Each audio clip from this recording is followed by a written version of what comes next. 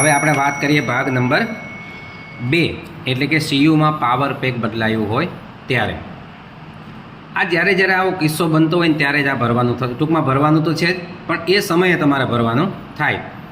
કિસ્સા પરિસ્થિતિને આધારે મોકપોલ વાસ્તવિક મતદાન દરમિયાન મતદાન પૂર્ણ થયા બાદ ભરવું. મોકપોલ વખતે તમે બદલાવ્યું હોય અથવા તો વાસ્તવિક મતદાન દરમિયાન બદલાવ્યું હોય અને મતદાન પૂરું થઈ જાય પછી તમારે આ ભરવાનું થાય. ચૂંટણીનું નામ છપાયેલું હશે, આ વસ્તુ પણ છપાયેલી હશે, પીસીનો નંબર એ છપાયેલો હશે, મતદાન મથકનું નામ તમારે લખવું પડશે. 30 કામરેજ 2 બધા જ આંકડા મેં અંગ્રેજીમાં લખ્યા છે, તમારે પણ અંગ્રેજીમાં લખવાના છે. આ પહેલું છે મોકપોલ દરમિયાન જો બદલાયું હોય તમે મશીન તો મોકપોલ રાખવાનું, વાસ્તવિક મતદાનને ચેકી નાખવાનું, અને વાસ્તવિક મતદાન દરમિયાન જો મશીન બગડ્યું હોય તો મોકપોલને ચેકી નાખવાનું. પાવર પેક બદલાવાની વિગતો છે. નિયંત્રણ એકમનો યુનિક આઈડી નંબર તમે વાંચી શકો છો તમારા કંટ્રોલની પાછળ, કંટ્રોલ યુનિટની પાછળ. બદલાવાનું કારણ શું? તો સીયુમાં આવતી એરર જે આવતી હોય એરર અહીંયા તમારે લખવાની છે. જૂનો એડ્રેસ ટેગનો યુનિક આઈડી નંબર જેને નિયંત્રણ એકમના પાવર પેકને બદલવા માટે પ્રમુખ અધિકારી દ્વારા કાપવામાં આવ્યો હતો. તો જે તમને જૂનો એડ્રેસ ટેગ હતો એનો આઈડી તમારે અહીંયા લખવાનો થાય.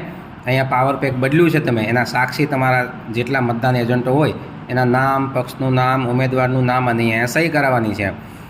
જો એકથી વધુ વખત તમે આ સીયુ એટલે કે કંટ્રોલ યુનિટનું પાવર પેકને બદલો એટલે કે બેટરી બદલો તો આવી રીતે જેટલી વખત બદલો એટલી વખત આવું ફોર્મ ભરવાનું થાય.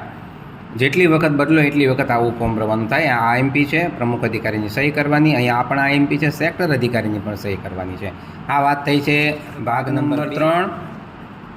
ચૂંટણી પૂરી થયા બાદ ક્લોઝ બટન દબાવવું. આ પણ ખૂબ જ અગત્યનું છે. જેવી રીતે મોકપોલ કર્યા પછી આપણે ક્લોઝ બટન દબાવીએ છીએ એવી જ રીતે ચૂંટણીની પ્રક્રિયા પૂરેપૂરી થઈ જાય, એક પણ મતદાર મત આપવાનો બાકી ના રહે, બહાર લાઇનમાં ઊભાયેલા તમામ મતદારો મત આપી દે પછી પણ તમારે એક વખત બહાર જઈને પોકાર કરવાનો છે કે કોઈ બાકી છે કે નહીં. જો બાકી હશે એ બધા ત્યાં ઉપસ્થિત રહેશે. ઘણી વખત એવું બનતું હોય કે ભૂલથી તમારા ભાગનો મતદાર એક મતદાન મથકની અંદર ઘણા બધા મતદાન મથક હોય ત્યારે આવું થાય, એ બિચારો બાજુમાં જતો રહે અને પછી મત આપવાનો રહી જાય, એવું ન બને એટલા માટે એક વખત પોકાર બહાર કરાવી લેવાનો કે ભાઈ કોઈ મત આપવા માટે બાકી છે કે નહીં સોસાયટીના નામ બોલીને. આ આપણી પોતાની વ્યવસ્થા છે. આ બધું છપાયેલું હશે, તમે જાણો છો. મતદાન મથકનું નંબર અને નામ પણ છપાયેલું હશે. અહીંયા મતદાન અધિકારીનું નામ PO1, PO, FPO, FPO અહીંયા જે હોય તે, અને અહીંયા સહી કરવાની છે. અહીંયા મતદાન એજન્ટનું નામ, પક્ષનું નામ, ઉમેદવારનું નામ અને મતદાન એજન્ટની સહી કરવાની છે. અને આ વસ્તુ જે છે એ ફરી વખત આઈએમપી છે એટલે હું આઈએમપી કરી નાખું છું, કારણ કે પ્રમુખ અધિકારીની સહી ક્યાંય પણ બાકી ના રહે એ જોવાની જવાબદારી પ્રિસાઇડિંગ ઓફિસરની છે. કારણ કે તમે જ્યારે રિસિવિંગ કરાવવા જાઓ ત્યારે કોઈ વસ્તુ બાકી રહી ગઈ હોય તો પાછો ધક્કો થાય, એવું ન થાય એટલા માટે ખાસ કરીને સહી બધી જગ્યાએ ચેક કરી લેવાની રહે. ભાગ નંબર 4 છે ઈવીએમ અથવા તો વીવીપેટ બદલ્યું હોય તો મોકપોલ દરમિયાન ભરવું. જો કોઈ બદલ્યું હોય તો મોકપોલ દરમિયાન જો તમે બદલ્યું હોય તો તમારે આ લખવાનું થાય છે. આ બધું પુનઃમુદ્રિત હશે, છપાયેલું જ હશે.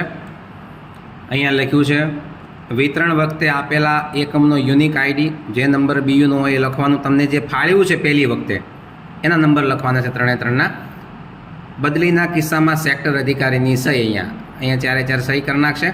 મોકપોલ દરમિયાન જે બિનકાર્યરત જણાય એની સામે ટીક કરો. એટલે બીયુ બગડ્યું હોય તો બીયુ સામે ટીક કરો, સીયુ બગડ્યું હોય તો હું અહીંયા લખું છું સીયુ બગડ્યું એમ, તો અહીંયા વીવીપેટ બગડ્યું હોય એની સામે તમે ટીક કરી શકો. હવે એમાં એરર કઈ દેખાય છે અથવા તો એનો કોડ લખવાનો છે. તો અહીંયા 003 નંબરનો કોડ છે. સીયુની સ્ક્રીન ઉપર તમને કોડ દેખાશે, એ કોડ અહીંયા લખવાનો છે. મોકપોલ દરમિયાન બદલવા માટે આપેલા એકમોના યુનિક આઈડી નંબર. મોકપોલ દરમિયાન તમે જે બદલ્યું છે હવે એને તમારે અહીંયા નવા નંબરને લખવાનું છે. આ સાક્ષી છે 4 મતદાન એજન્ટના નામ, અપક્ષ જે હોય તે XYZ, ઉમેદવારના નામ અને મતદાન એજન્ટની સહી. અહીંયા પ્રમુખ અધિકારીની સહી આવશે એટલે કે પ્રિસાઇડિંગ ઓફિસરની સહી આવશે. વાત થઈ હવે 5મા અને અંતિમ પ્રમુખ અધિકારીના અહેવાલનો 5મો અને અંતિમ તબક્કો. આ બધું જ છપાયેલું હશે. અહીંયા જોઈએ આપણે વાસ્તવિક મતદાન દરમિયાન ઈવીએમ અને વીવીપેટની બદલી થઈ હોય તો તમારે આ ભરવાનું થાય. તો વાસ્તવિક મતદાન દરમિયાન બિનકાર્યરત જણાયેલા એકમના યુનિક આઈડી તમને જે પહેલી વખત ફાળવ્યા છે એ 3 લખી દેવાના અહીંયા નંબર. ખામી જે સમયે સર્જાણી છે એ સમય અહીંયા તમારે લખવાનો છે. 15 ને 20 કલાકે એટલે કે 3 ને 20 કલાકે આ મશીન મારું બગડ્યું છે. તો એમાં જે સમયે મશીન બગડ્યું 15 ને 20 કલાકે ત્યારે એમાં કેટલા મત હતા? તો 493 મત પડી ગયા હતા એ સમયે. હવે એમાં કયો કોડ સીયુમાં તમને કોડ બતાવે ને કોડે બતાવે, તો એ કોડ તમારે આમાં લખવાનો છે. દાખલા તરીકે એમાં એરર બતાવતી હતી કે વીવીપેટમાં સ્લીપ કટ થઈને પડતી નથી, તો 2.7 ફોલ એરર. બીપ અવાજ સંભળાય છે, તો આવું થતું હોય ત્યારે બીપ અવાજ ના સંભળાય, પણ જે રીતે તમારી પરિસ્થિતિ હોય એ રીતે તમારે અહીંયા ભરવાનું થાય. બદલી તરીકે આપવામાં આવેલા નવા એકમના યુનિક આઈડી તમે બદલ્યું છે વીવીપેટ, કારણ કે વીવીપેટમાં મારે અહીંયા તકલીફ થઈ છે, તો મેં વીવીપેટ બદલ્યું છે. તો C5678 જે એનો નંબર હોય તે. અહીંયા સાક્ષીઓની સહી છે મતદાન એજન્ટોની. જો એકથી વધુ વાર બદલાવવામાં આવ્યું હોય તો ઉપરની માહિતીનું આ જ ફોર્મેટમાં પુનરાવર્તન કરવાનું, એટલે વળી પાછું નવેસરથી તમારે બદલાવવાનું થાય. અહીંયા વીવીપેટ બદલાણું છે એટલે ખાલી વીવીપેટ બદલ્યું છે આપણે, પણ બીયુ અથવા તો સીયુ બદલ્યું હોય ને તો આ બે આખો સેટ જ બદલાવાનો થાય, એ યાદ રાખજો તમે. એ તમે અગાઉ ચર્ચા કરી ગયા છે. આપણે અહીંયા સહી કરવાની છે પ્રમુખ અધિકારીની. વધુ ફોર્મ્સ અને વધુ અહેવાલોની માહિતી માટે નવા વિડીયો સાથે ફરીથી મળશું. ત્યાં સુધી રજા આપશો. નમસ્કાર. વિડીયો ગમે હોય તો લાઇક, શેર અને સબસ્ક્રાઈબ અવશ્ય કરશો.